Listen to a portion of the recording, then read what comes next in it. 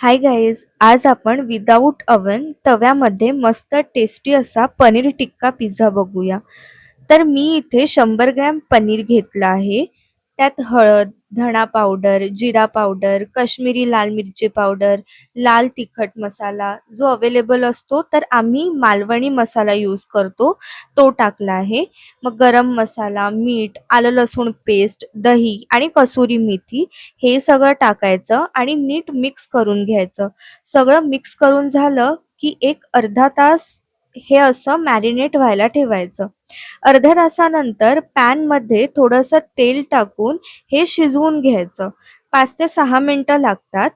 त्यानंतर पिझ्झा बेसच्या ज्या साईडला आपण टॉपिंग्स लावणार आहोत, त्या साईडला आधी तेल लावायचं अगदी थोडंसं आणि पॅनमध्ये ती साईड 2 ते 3 मिनिटं शेकून घ्यायची. त्यानंतर पिझ्झा सॉस लावायचा, मेयोनीज लावायचं आणि मस्त असं मोझरेला चीज टाकायचं आणि त्यावर हवे ते टॉपिंग्स टाकू शकतो आपण.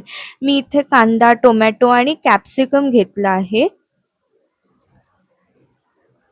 कॅप्सिकम थोडासा तेलावर मी परतून घेतला आहे. एकदमच शिजवून नाही घ्यायचं.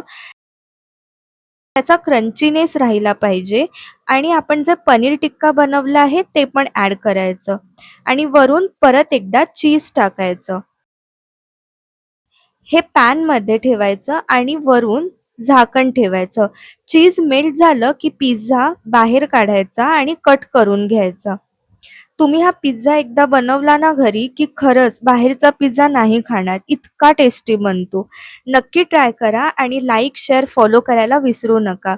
बाय. भेटूया नेक्स्ट व्हिडिओमध्ये.